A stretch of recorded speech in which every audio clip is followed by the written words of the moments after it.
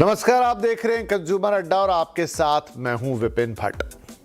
भारत को आस्था का देश भी कहा जाता है, लेकिन क्या आपने कभी सोचा था कि जिस प्रसाद को हम माथे से लगाकर मोक्ष और शांति की कामना करते हैं, उसकी पवित्रता के पीछे भ्रष्टाचार का खेल हो सकता है? क्या भगवान के घर में भी घोटाला मुमकिन है? तिरुमला तिरुपति देवस्थानम यानी आपके हमारे तिरुपति बालाजी दुनिया के सबसे अमीर और श्रद्धेय मंदिरों में से एक। यहाँ का लड्डू प्रसादम सिर्फ एक मिठाई नहीं बल्कि करोड़ों भक्तों के लिए बालाजी वेंकटेश्वर का आशीर्वाद है। इस प्रसादम पर 2022 से संदेह के बादल मंडरा रहे थे और दिनेश कुमार समिति की ताजा रिपोर्ट ने जो खुलासे किए हैं, उन्होंने हर श्रद्धालु के मन में एक बार फिर से कुछ शंकाएं भर दी हैं।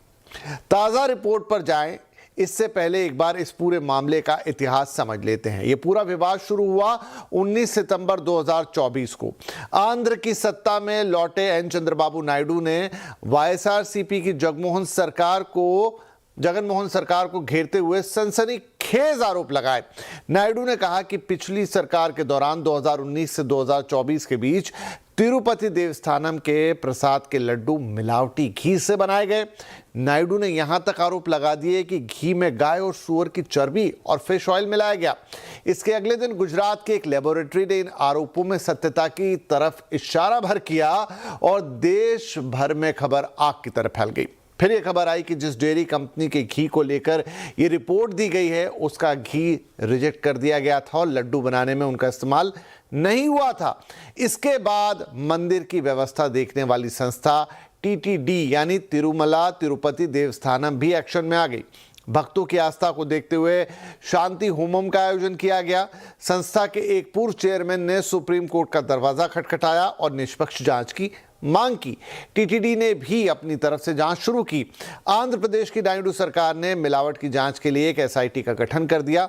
इधर सुप्रीम कोर्ट ने मामले की संवेदनशीलता को देखते हुए एक स्वतंत्र 5 सदस्यीय स्वतंत्र जांच दल यानी इंडिपेंडेंट एसआईटी बनाने का आदेश दिया, जिसमें सीबीआई, फसाई और राज्य पुलिस के प्रतिनिधि शामिल किए गए। कोर्ट ने स्पष्ट किया कि आस्था के प्रतीक इस मामले में राजनीति नहीं होनी चाहिए। करीब 1 साल की जांच के बाद इस एसआईटी ने इसी साल 23 जनवरी को अपना चार्जशीट दाखिल किया। इसमें टीटीडी के फंड्स में हेरफेर और भ्रष्टाचार के आरोप लगाए गए हैं। साथ ही बताया गया कि घी में पशुओं की चर्बी नहीं मिलाई गई है, लेकिन पाम ऑयल और दूसरे केमिकल्स का उपयोग किया गया है, यानी घी शुद्ध नहीं था। चार्जशीट में टीटीडी के कर्मचारियों और उत्तराखंड की भोले बाबा ऑर्गेनिक डेयरी के बीच सांठगांठ के आरोप लगाए गए हैं और कुल 60 लाख किलो मिलावटी घी की सप्लाई की गई है, ऐसा बताया गया है। इसी चार्जशीट के आने के बाद आंध्र प्रदेश की नायडू सरकार ने पूर्व आईएएस दिनेश कुमार की अध्यक्षता में एक जांच समिति बनाई थी। अब इस समिति की रिपोर्ट आ गई है। इस एक सदस्यीय जांच समिति की रिपोर्ट के अनुसार करीब 70 लाख किलो घी बिना अनिवार्य जांच के खरीदा गया और कई मामलों में लैब रिपोर्ट आने से पहले ही उसे प्रसाद में इस्तेमाल यानी कि लड्डू बनाने में इस्तेमाल कर लिया गया। समिति ने बड़े स्तर पर प्रशासनिक विफलताओं, प्रक्रिया के उल्लंघन, संभावित मिलीभगत के आरोप लगाए हैं। समिति का कहना है कि इन्हीं वजहों से मिलावटी घी की सप्लाई संभव हो सकी। रिपोर्ट के मुताबिक 3 अगस्त 2022 की लैब रिपोर्ट में सभी जांचे गए सैंपल्स में सीटोस्टेरॉल मिला है। इसे घी में वनस्पति तेल की मिलावट का संकेत माना जाता है। इसके बावजूद रिपोर्ट पर कार्रवाई नहीं हुई। सप्लायर्स को ब्लैकलिस्ट नहीं किया गया। खरीद प्रक्रिया बिना रोक टोक चलती रही। रिपोर्ट के मुताबिक घी की खरीद का ढांचा ही मिलावट को बढ़ावा देने वाला था। टीटीडी ने इतनी कम बोली स्वीकार की, इससे घी इतनी कम कीमत पर सप्लाई होना था कि शुद्ध घी की सप्लाई उस कीमत में व्यवहारिक रूप से संभव ही नहीं थी। कई मामलों में नियमों के खिलाफ नीलामी के बाद अनौपचारिक बातचीत के जरिए कीमत घटाने की अनुमति दी गई। समिति ने कहा है कि अनिवार्य फूड सेफ्टी नियमों की भी अनदेखी हुई है। 1 जुलाई 2022 से बी सीटोस्टेरॉल की जांच या बीटा सीटोस्टेरॉल की जांच अनिवार्य होने के बाद भी टीटीडी ने इसे खरीद प्रक्रिया में लागू नहीं किया। रिपोर्ट के मुताबिक घी की खरीद में संगठित नेटवर्क काम कर रहा था। इसमें एक प्रमुख सप्लायर ने वनस्पति तेल एडिटिव्स का इस्तेमाल कर मिलावटी घी बनाया। सप्लायर ने अयोग्य घोषित होने के बाद भी शेल कंपनियों की डेयरियों के जरिए सप्लाई जारी रखी, यानी खुद तो हट गया लेकिन डमी कंपनियों के नाम पर, शेल कंपनियों के नाम पर अपना घी घुसाता रहा। समिति ने जिम्मेदार अधिकारियों पर सख्त कार्रवाई की अब सिफारिश की है। इसमें वे अधिकारी भी शामिल हैं जिन्होंने टेंडर नियमों में कथित ढील को मंजूरी दी। वे भी शामिल हैं जिन्होंने मिलावट की पुष्टि के बाद भी कार्रवाई नहीं की। खरीद समिति की भूमिका भी जांच के दायरे में है। रिपोर्ट में पूर्व वाईएसआर सीपी विधायक चेविरेड्डी भास्कर रेड्डी, भुमना करुणाकरण रेड्डी पर आरोप लगाए गए हैं। भुमना करुणाकर रेड्डी टीटीडी के पूर्व चेयरमैन भी रहे हैं। समिति के एक अन्य सदस्यों के साथ इन लोगों ने ऐसे फैसलों में हिस्सा लिया है जिसमें टेंडर नियम कमजोर हुए और सुरक्षा के उपाय ढीले पड़े हैं। इस विवाद की गहराई को समझने के लिए हमें यह भी जानना होगा कि तिरुपति का ये लड्डू प्रसादम महज एक प्रसाद नहीं है, बल्कि 200 साल से भी ज्यादा पुरानी एक विरासत है। इस लड्डू का सफरनामा और भक्तों की आस्था के चलते विवाद इतना महत्वपूर्ण हो जाता है कि लड्डू प्रसादम की परंपरा 1715 में शुरू हुई थी। उस वक्त इसे मनोहरम के नाम से जाना जाता था। जिस स्वरूप और स्वाद को हम आज जानते हैं उसकी शुरुआत 1940 में की गई थी। तभी तत्कालीन मद्रास सरकार ने इसके स्टैंडर्ड तय किए थे। इन लड्डुओं को बनाने के पीछे 600 लोगों की एक पूरी टीम दिन रात काम करती है ताकि शुद्धता और परंपरा बनी रहे। तिरुमला की रसोई में हर रोज करीब 3.5 लाख से ज्यादा लड्डू तैयार किए जाते हैं। इस प्रसाद से मंदिर को सालाना 500 करोड़ रुपए की आय होती है। एक लड्डू को बनाने की वास्तविक लागत करीब 40 रुपए आती है, लेकिन भक्तों के लिए इसकी कीमत अनमोल है। सोचिए, जहां इतनी बड़ी संख्या में लड्डू बनते हैं वहां सामग्री की मात्रा कितनी विशाल होगी। सिर्फ एक दिन में इस रसोई में इस्तेमाल होता है 500 किलो घी, 750 किलो काजू, 500 किलो किशमिश और 200 किलो इलायची। इन लड्डुओं की देश विदेश में इतनी डिमांड है कि इनकी बिक्री कोटे के आधार पर करनी पड़ती है, क्योंकि इन लड्डुओं के प्रसादम की कालाबाजारी तक हो रही थी।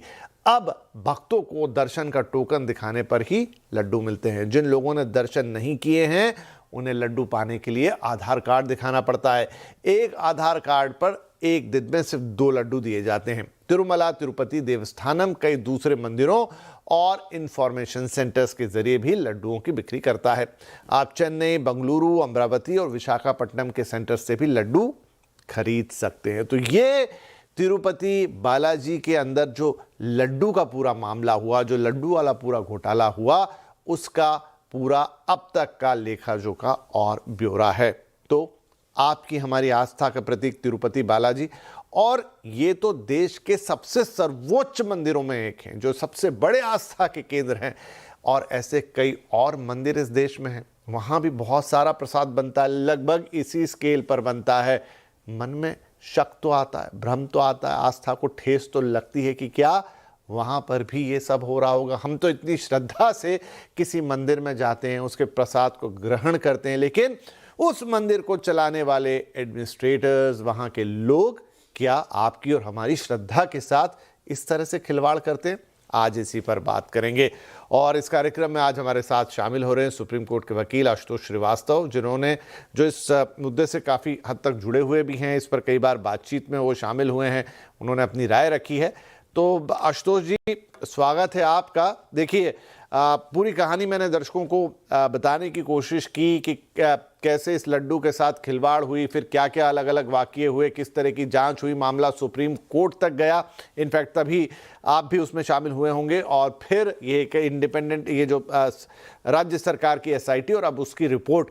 तो अब जो एक्सट्रीम चीज़ें हुई थी कि क्या इसमें सुअर की या गाय की चर्बी मिला दी गई या फिश ऑयल डाल दिया गया, वो बातें तो नहीं आई, लेकिन ये एडल्ट्रेटेड घी था, मिलावट जारी रही, सब कुछ सामने आने के बावजूद भी अनदेखी की गई। ये सब चीज़ें अब साबित होती हुई नज़र आ रही है। इतने बड़े पैमाने पर इतना भ्रष्टाचार और लगातार इतने सालों तक, क्या अब ये देख के ये मन ना कर जाएगा या हमारी आस्था ना हिल जाएगी कि जब इतने बड़े मंदिर में ये हो सकता है तो देश के अन्य मंदिरों का तो क्या कहें? देखिए, मंदिर तो अपने आप में बहुत ही पवित्र जगह है और बहुत श्रद्धा रखते हैं लोग हमारे देश में। बालाजी, मुझे मालूम है कि लोग दूर-दूर से आते हैं और विदेशों से भी आते हैं दर्शन करने। देखिए, यहाँ पे जो गड़बड़ी है, वो तो कुछ लोग हैं जिन्होंने इसमें गड़बड़ी करी है। इससे तो मंदिर की जो श्रद्धा है, वो तो कम नहीं होगा। लेकिन ये जो लड्डू का जो मामला आया है, पहले जो कहा जा रहा था कि इसमें एनिमल फैट का भी इस्तेमाल किया गया है या फिश का फैट का भी इस्तेमाल किया गया है। हालाँकि अ, अब जब रिपोर्ट आई है, तो वो क्लियर हुआ कि इसका इस्तेमाल तो नहीं हुआ, लेकिन जो हमारे जो वेजिटेबल ऑयल है, खासकर जो पाम ऑयल हैं, उसका इस्तेमाल इसके अंदर किया गया है। सिंथेटिक जो केमिकल्स हो सकते हैं, उसका इस्तेमाल किया गया है। यानी कि ये एक तरह से एडल्टरेटेड फूड जो है, आप बोल सकते हैं कि उसको बनाया गया है। और जो है नियम जो है, हमारे जो लॉज़ हैं, ये बिल्कुल इसके खिलाफ हैं और लॉज़ जो है इसमें बहुत सख्त हैं। चाहे वो एफएसएसआई का जो मामला हो, जो फूड स्टैंडर्ड्स जो हमारा एक्ट बनाया गया है 2006 में, उसका भी वायलेशन है। उसमें भी बहुत स्ट्रिक्चर्स बनाए गए हैं कि कोई भी जो फूड आप बनाते हैं, बेचते हैं, उसमें जो है अगर कोई भी एडल्टरेटेड मात्रा अगर उसमें इस्तेमाल होती है जो लोगों के हेल्थ के लिए उनको डैमेज करे हेल्थ को, या उससे उनको नुकसान पहुंचे या डेथ हो जाए, ऐसे मामलों में जो है फाइन तो है ही 1 लाख से 10 लाख। उसके अलावा जो है पनिशमेंट भी है, 6 महीने से लेके लाइफ इम्प्रिजनमेंट तक का जो है उसमें रखा गया है पनिशमेंट को, अगर डेथ होता है ऐसे एडल्टरेटेड फूड की वजह से तो। अब जहाँ तक रिपोर्ट का सवाल है, देखिए रिपोर्ट में ये बहुत क्लैरिफाई हो चुका है कि एडल्टरेशन तो इसके अंदर हुआ है और सुप्रीम कोर्ट ने ही जो है एसआईटी को बनाया था और जो है सीबीआई इस एसआईटी को लीड कर रही थी। और इसमें जो है पूरा थॉरो इन्वेस्टिगेशन हुआ और ये एडल्ट्रेशन जो है पाया गया। और इसके अलावा हम देखें तो करप्शन का भी मामला जो है सामने आया है। जो चार्जशीट फाइल की गई है सीबीआई ने, उसमें जो करप्ट एक्टिविटीज हैं, कुछ जो इसके अंदर लोग इन्वॉल्व हैं टीटीडी के, उनके नाम भी उसके अंदर आए हैं। और इसके ऊपर अब कोर्ट आगे जो है देखेगा क्या फैसला करना चाहिए। और साथ में जो कुछ सप्लायर्स हैं जिन्होंने किसी शेल कंपनीज के नाम से जो घी का जो सप्लाई किया है, उनके भी नाम आए हैं। और इस पे ईडी जो है, इन्फोर्समेंट डायरेक्टरेट जो है, वो प्रिवेंशन ऑफ मनी लॉन्ड्रिंग के अंतर्गत जो है उसके हिसाब से भी इन्वेस्टिगेशन जो है उसने किया है ईडी ने। तो वो भी एक अलग ईसीआईआर जो है उसका रजिस्टर किया गया, जिसके ऊपर फर्दर जो है ईडी ने कार्रवाई करी है। तो ये जो है मामला पूरी तरह से जो है चल रहा है। हालांकि अभी इसमें पूरा ट्रायल भी होगा और जो दोषी हैं उनको भी मौका दिया जाएगा अपने आप को साबित करने के लिए कि उन्होंने ये ऐसा करप्ट एक्टिविटी किया है तो या नहीं किया है, उनको भी मौका दिया जाएगा। लेकिन जो प्राइमा फेसी जो एविडेंस आए हैं, जो चार्जशीट आया है, उसमें ये बात क्लियर इन्वेस्टिगेटिंग एजेंसी कह रही है कि इसमें एडल्टरेशन का मामला है, करप्शन का पूरी तरीके मामला से है, है, मतलब वो मनी जो लॉन्ड्रिंग का भी एसआईटी मामला है। सुप्रीम कोर्ट ने बनाई उसमें भी, और ये जो एक कमेटी राज्य सरकार ने बनाई सिंगल सदस्य, एक सदस्य वाली, उसमें भी यही बात निकल कर आई है। मुझे एक चीज बताइए आशुतोष जी, फसाई भी उस कमेटी का हिस्सा थी। हमारे देश के नियम क्या कहते हैं? 3.5 लाख लड्डू एक दिन में बनना, जिसमें 500 किलो बेसन और ये बूंदी और इतना इतने मतलब टनों में चीजें लग रही हैं, फिर उनका निर्माण हो रहा है। क्या इतने बड़े स्केल पे जब कोई चीज बनती है तो उसके अलग अलग बैचेस का कोई इंडिपेंडेंट लैब टेस्टिंग या इस तरह की कोई जांच की प्रक्रिया अनिवार्य है? नियम क्या कहते हैं? क्योंकि इतने बड़े पैमाने पे ये तो बड़ी बड़ी होटलों में भी नहीं बनता होगा जितना इस मंदिर के अंदर एक दिन में बन जाता है। देखिए, जो एफएसएसआई का जो अपना जो एक्ट है 2006 का, उसमें जो प्रोविजंस हैं उसका तो कंप्लायंस करना ही है। जो सेफ्टी है लोगों का, उसका पूरा ध्यान रखना है, फूड सेफ्टी का। और अगर कहीं पे भी ऐसा कंप्लेंट पाया जाता है तो जो अथॉरिटीज हैं एफएसएसए की, वो जो है पूरी तरह से अपना कार्रवाई कर सकती है। और जैसे मैंने बताया कि इसमें जो पनिशमेंट है वो फाइन के अलावा जो है 6 महीने से लेकर के लाइफ इम्प्रिजनमेंट तक का जो है पनिशमेंट तय किया जा सकता है, अगर जो है बहुत ज्यादा एडल्टरेशन है जिसमें लोगों की जान भी जा सकती है। अदरवाइज 6 महीने से 3 साल या 6 साल तक का पनिशमेंट है एडल्टरेशन में, अगर वो पाया जाता है। तो ये एक तरह से मुझे लगता है जो ऑडिट है वो पूरी तरह से मिसिंग है। इसमें टाइम टू टाइम ऑडिट होना चाहिए था और जो ट्रस्ट है उसको भी ऑडिट कराना चाहिए था फूड क्वालिटी को लेकर के, जो शायद इसमें नहीं हो पाया। और जिसके वजह से ये मामला इतना ज्यादा जो है तूल पकड़ा और ये मामला सुप्रीम कोर्ट में भी गया। चीजें और हैं सुप्रीम यहाँ पे कोर्ट ने आशुतोष जी, एसआईटी एक तो के जो है जी वो जी तो बनाया ही। हम्म। उसके साथ साथ जो सुप्रीम कोर्ट में एक और पिटीशन बाद में फाइल की गई थी कि इन्वेस्टिगेशन को जो है रोका जाए, क्योंकि ये इन्वेस्टिगेशन जरूरत नहीं है या ऐसा इसमें कोई गड़बड़ी नहीं हुई, वो भी सुप्रीम कोर्ट ने खारिज किया था और कहा था कि नहीं, ये इन्वेस्टिगेशन जो है वो कंटिन्यू करेगा और इस ओके, इन्वेस्टिगेशन को कंटिन्यू नहीं, कराया इंपॉर्टेंट गया पॉइंट बनाया सीबीआई आशुतोष और आपने एसआईटी कि द्वारा। उसे रोकने की भी कोशिश की गई कि कोई जरूरत नहीं है, और लेकिन सुप्रीम कोर्ट ने कहा कि नहीं, ये इन्वेस्टिगेशन जारी रहना चाहिए। अब एक और बात बताइए, एक तो इतनी बड़ी क्वांटिटी 3-3.5 लाख लड्डू एक दिन में, उसमें टनों में सामग्री का लगना, और दूसरी तरफ जो उसके साथ जुड़ा हुआ पैसा है 500 करोड़ रुपए का ये पूरा मामला है या उससे भी ज्यादा का। तो क्या ऐसी चीज को पब्लिक अकाउंटेबिलिटी से नहीं जोड़ना चाहिए कि इसके आप पब्लिक में इसकी चीजें लेकर आए, सबको पता हो उसका, जैसे आपने कहा कि ऑडिट किया जाए, ना सिर्फ फूड सेफ्टी ऑडिट बल्कि अकाउंट्स ऑडिट भी शायद होता भी होगा, लेकिन क्या गोलमाल, क्या घपला चल रहा है और वो देवस्थानम का जो ट्रस्ट है वो किस दायरे में आता है, ये भी सब सवाल उठेंगे। जी, जी, बिल्कुल। देखिए, जब इन्वेस्टिगेशन होता है तो एक थॉरो इन्वेस्टिगेशन होता है।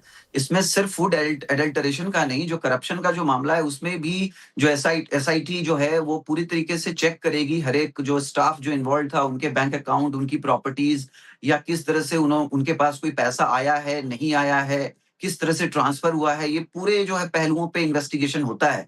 और उसी हिसाब से फिर चार्जशीट में ये सारी बातों को, चाहे वो बैंक अकाउंट स्टेटमेंट हो या स्टेटमेंट हो किसी का, विटनेस का, या कोई ट्रांजैक्शन इसके अंदर किया गया है या कोई मनी लॉन्ड्रिंग हुई है, ये सारे बातों का जो एविडेंस है, पुख्ता जो भी सबूत है, वो इन्वेस्टिगेटिंग एजेंसी जो है वो ऑथराइज्ड है कि वो इन्वेस्टिगेट करे और ये पूरे रिपोर्ट को जो है कोर्ट में सबमिट करे। और उसी को देखते हुए ही ये इन्वेस्टिगेशन जो है वो सबमिट किया गया है रिपोर्ट को।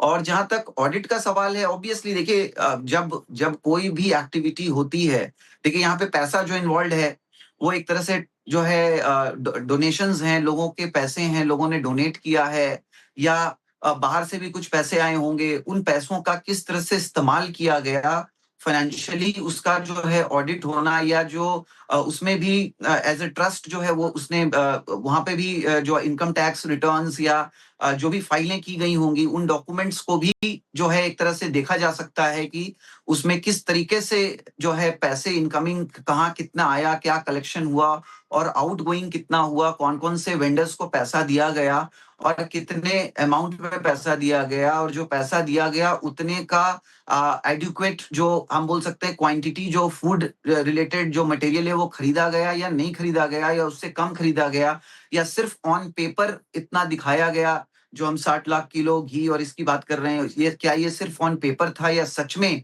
फिजिकली ये जो है डिलीवरी उसकी आई है, नहीं आई है, ये सारे पहलुओं को इन्वेस्टिगेट जो है एसआईटी ने किया है। और अब जो है ये कोर्ट देखेगा आगे इसको किस तरह से ट्रायल चलाना है, और ट्रायल किस तरह से कंक्लूड होगा, और उसके बाद किस तरीके के एक्शंस या पनिशमेंट या एक्विटल जो भी कोर्ट को जो सही लगता है, तब जाकर के कोर्ट एक फाइनल फैसला इसके ऊपर कर पाएगा कि ये इसमें किस तरीके के क्राइम्स हुए हैं, नहीं हुए हैं, या क्या क्या सेक्शंस जो है वो अप्लाई करते हैं, और उन सेक्शंस के हिसाब से क्या पनिशमेंट होना चाहिए, नहीं होना चाहिए, Right, सारी तो बातों को कोर्ट तय करेगा। बिल्कुल बिल्कुल होनी भी चाहिए आशुतोष जी कि क्या इस एक पूरा, क्योंकि इसने एक ऐसी चीज पर प्रकाश डाल दिया है या ऐसी चीज को उजागर कर दिया है इस पूरे मामले ने कि इतने बड़े अगर किसी मंदिर में, ट्रस्ट में, जहां इतनी गहरी आस्था लोगों की जुड़ी, और ये तो फेमस है कि अरे तिरुपति बालाजी का प्रसाद है, ये तो शुद्ध घी का बनता है, बचपन से हम इस बात को सुन रहे हैं, और उस घी, उस प्रसाद के अंदर इस लेवल का एडल्ट्रेशन, बड़े आश्चर्य की भी बात है कि एक आदमी, एक व्यक्ति, आप और हम बहुत आस्था के साथ मंदिर में जाते हैं, लेकिन जो लोग मंदिर के प्रशासन को संभालते हैं या ऐसी किसी भी जगह, क्या उनको किसी प्रकार का कोई भय नहीं कि भगवान के काम में इस तरह की धोखाधड़ी करना है? क्योंकि सबके मन में एक भय तो रहता ही है कि भाई भगवान का काम है, इसमें गलत नहीं कुछ होना चाहिए, लेकिन गजब का मामला है। एक छोटा ब्रेक ले लेते हैं आशुतोष जी यहाँ, फिर आप जो कह रहे हैं ना कि आगे इसमें ये चीजें होनी है, क्या हो सकता है, किस तरह का निर्णय आ सकता है, क्या कोई ऐसा ब्लैंकेट निर्णय आ जाए कोर्ट की तरफ से जो ना सिर्फ यहाँ लागू हो बल्कि वो अन्य ऐसे ट्रस्ट हो या जो मंदिर हैं उनके ऊपर भी लागू हो, क्योंकि भारत तो मंदिरों का देश है, बड़े बड़े एक से एक नामी गिरामी मंदिर देश में हैं, और जहाँ इस तरह की व्यवस्थाएं हैं, बड़े बड़े भंडारे चलते हैं, तो क्या वहाँ पर भी इस तरह की जांच और व्यवस्थाएं होनी चाहिए? क्योंकि सवाल तो उड़ गया है। एक छोटा ब्रेक के बाद ये एक दो अहम सवाल, उनके जवाब आशुतोष जी से लेंगे। भगवान के घर घोटाला, लड्डू मिलावट वाला बात हो रही है तिरुपति बालाजी की, जहां पर यह मुद्दा उछला था 2024 में, सुप्रीम कोर्ट तक गया कि वहां पर जो लड्डू बनाए जाते हैं उन लड्डुओं को बनाने के लिए जो सामग्री इस्तेमाल की जाती है, खास तौर पे घी, शुद्ध घी, उस घी में मिलावट है। बातें तो यहां तक गई थी कि इनमें पशुओं की चर्बी, ऑयल, फिश का ये सब भी होता है। सुप्रीम कोर्ट में बाकायदा इसको लेकर जांच बिठाई गई। सरकार ने अपनी एक इंडिपेंडेंट कमेटी, उसकी जांच बिठाई और अब अलग अलग रिपोर्ट जो आ रही है, जिसमें ताज़ा रिपोर्ट है उस इंडिपेंडेंट कमेटी की जो एक सदस्य थी, कि ये मामला न सिर्फ मिलावट का है बल्कि बड़े पैमाने पर भ्रष्टाचार का भी है, जिसमें अलग अलग लेवल पर अब अकाउंटेबिलिटी तय होनी है। मामला अभी भी सुप्रीम कोर्ट की एसआईटी की भी रिपोर्ट आ चुकी है, सुप्रीम कोर्ट में भी मामला है। ब्रेक से पहले आशुतोष जी ने बताया कि बाकायदा इस मामले को खारिज करने वाली पिटीशंस भी आई थी, लेकिन सुप्रीम कोर्ट ने उनको खारिज किया। तो आशुतोष जी, अब तक इस मामले में काफी कार्रवाई हो चुकी है, आपने उसका पूरा अकाउंट और डिटेल हमें दिया। अब ये राज्य सरकार की जो अपनी एक एसआईटी थी उसकी भी रिपोर्ट आ गई, यहां से ये कार्रवाई कैसे आगे बढ़ेगी? जी देखिए, जो ये ट्रायल कोर्ट है वो नेल्लोर में, जहां ये पूरा मैटर चल रहा है, जहां एसआईटी की रिपोर्ट भी आई है, तो अभी जैसे हम जानते हैं कि टोटल जो है 36 एक्यूज्ड को उसमें बनाया गया है, मतलब 36 आरोपी बनाए गए हैं, जिसमें टीटीडी के भी ऑफिशियल्स हैं, कुछ जो प्रोक्योरमेंट ऑफिसर्स हैं जो ये सारा सामान लेते थे उनके भी नाम हैं, और साथ में जो ये भोले बाबा जो डेयरी है हिमाचल में, उनका भी नाम है, उनके डायरेक्टर्स का।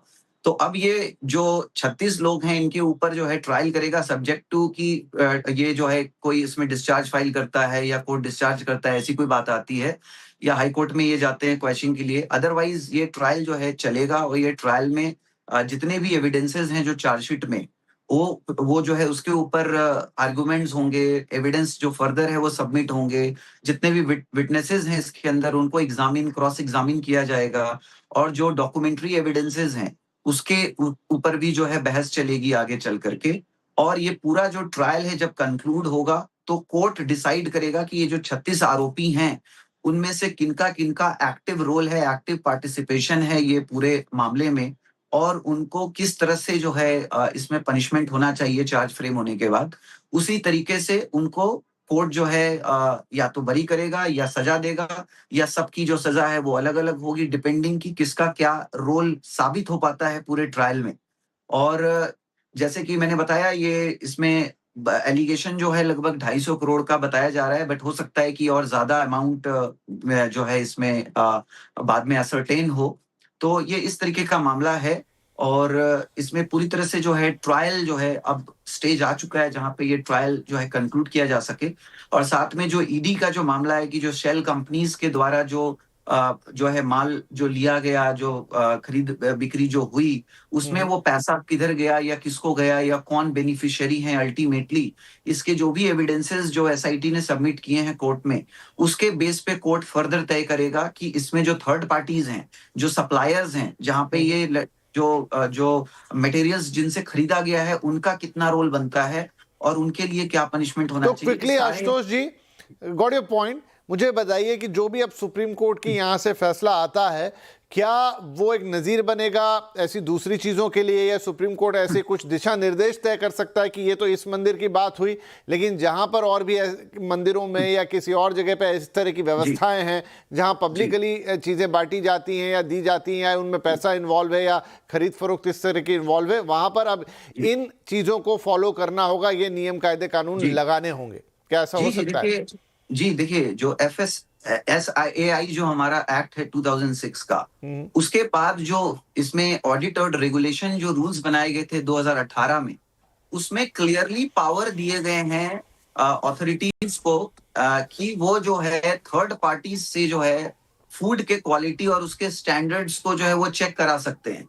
तो इसमें ऑलरेडी कानून है, एग्जिस्टिंग है, और ऑथोरिटीज जो है उनको पूरा पावर है कि वो कोई भी थर्ड पार्टी को, उनका लैब को जो उनके साथ जो टाई अप किया हुआ है, जिनको अथॉरिटी दी हुई है, वो जो लैब्स हैं वो उनको इन्वॉल्व किया जा सकता है। और कहीं पे भी जहां पे भी फूड बन रहा है, नॉट ओनली टेम्पल्स ही बल्कि जहां पे भी फूड मैन्युफैक्चर जहां पे बनाया जाता है, सेल किया जाता है, उनके क्वालिटी को जो है वो चेक किया जा सकता है। थर्ड पार्टी जो एजेंसीज हैं, जो एक्सपर्ट्स हैं, जिनको टेक्निकल नो हाउ है, इसको चेक करने का, वो रिपोर्ट जो है सबमिट कर सकते हैं और 15 दिन में जो है रिपोर्ट सबमिट होके इसके ऊपर जो अथॉरिटी है उसको वो जो है एक्शन ले सकता है। और जो मैंने आपको बताया जैसे कि उसमें ऑलरेडी प्रोविजन है 6 मंथ्स टू लाइफ इम्प्रिजनमेंट और प्लस जो है 1 लाख से लेकर के 10 लाख फाइन, ये जो है तय कर सकती है अथॉरिटी की उनको सिर्फ फाइन लगाना है या पनिशमेंट भी कोर्ट के द्वारा जो है आगे लेकर के चलना है।